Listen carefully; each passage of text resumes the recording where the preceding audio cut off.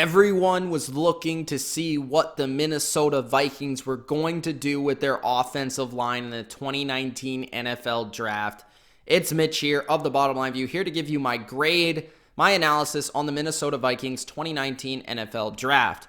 Now, the Vikings, of course, like I said, they were looking to address their offensive line, and I was also looking to see how they would address some of their depth on their team. As I have felt over the past couple of seasons, their depth has not been as good as it has been in the past. Now, I think in 2017, that was the reason why they were worn out in the playoffs against the Philadelphia Eagles, especially along the defensive line, and with the offensive line just not getting it done in either that NFC Championship game or all of last season.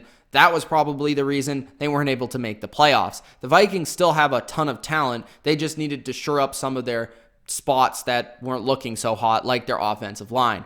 Now, the Vikings did end up utilizing some of their picks on the offensive line, 3 in particular, some a little bit later in the draft, but 1 in the first round. They got the best center in the draft in Garrett Bradbury, which is a huge need for them, but also a player that addresses their offensive line issues, obviously. It helps their run game, which I think is an underrated aspect to this move, because he is a center, so he's an interior player, which the center usually, yes, he helps out with protection sometimes, but the center as an interior player, he is going to help in the power run game as well. And Bradbury helps in terms of their win now mode approach that the Vikings are in. He is a player that from day one is going to start. From day one, he's going to help you, and he's not too much of a project. He's pretty much polished, he's ready to go, and he's ready to start day one. The thing with the Vikings is, what do they do with their offensive line? How do they shape it now? Because Pat Elflein was their center a year ago and has been their center for a couple of seasons, and I don't feel like Pat Elflein is that bad of a player, actually. So the guess is that you draft Bradbury to move Elflein back to guard, where he has played in the past. So you have Josh Klein, who you signed from the Titans. You put him at right guard. You put Pat back at left guard. And then you have Garrett Bradbury at center. And then you have Riley Reiff and Brian O'Neill at the tackle spots. I still think the Vikings should have tried to address their tackle spot a little bit earlier in this draft. I would have probably tried to address it in the second round. Instead, they do go with the tight end, Irv Smith Jr. from Alabama, who was considered the third, possibly the fourth, but mostly the third best tight end in this draft by a lot of experts. Now, I would put him fourth, but that's just me personally. And Irv Smith Jr. is one of those players that is a mismatch nightmare in terms of he is very athletic, but he has the size. He's the modern day NFL tight end. He is not necessarily a great blocker, but he's very explosive in terms of his speed, quickness.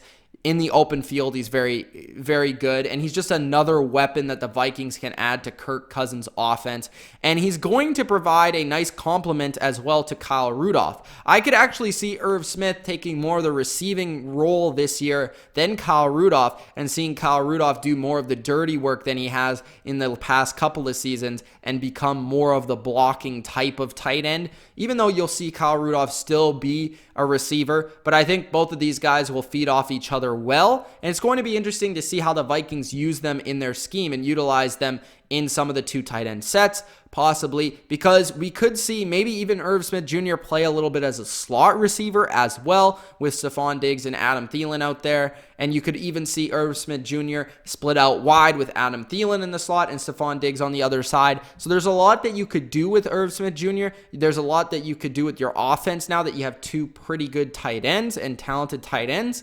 And that just provides more versatility for what they're going to do. I also thought that the following pick with their running back, Alexander Mattison from Boise State, was interesting because a lot of people were not paying attention to the Vikings losing Latavius Murray, which I feel was a huge loss, because not only has Dalvin Cook been injured, but he's been a big asset even when Dalvin Cook has been healthy. So getting that backup, or even just a player that can contribute in short yardage situations, was a big deal. So Alexander can come in there and provide some of that short yardage. He's not an overly explosive guy, but he is a player that can be that battering ram possibly late in the fourth quarter when you're trying to wind down the clock, or in short yardage situations on 3rd and 1, or in the red zone. So I think Dalvin Cook is great, and I think he's going to have a great year this year, and he showed his explosion last year. So adding sort of a more of a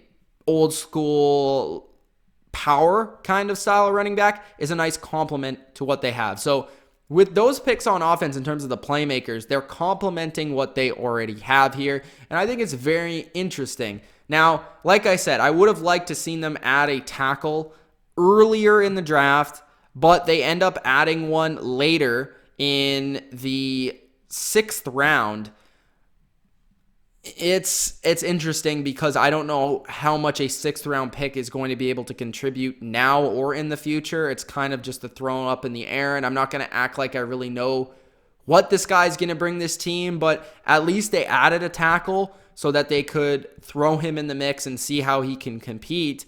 But the interesting move that I thought was another guard that they picked early in the draft, or at least earlier in the draft, in the 4th round.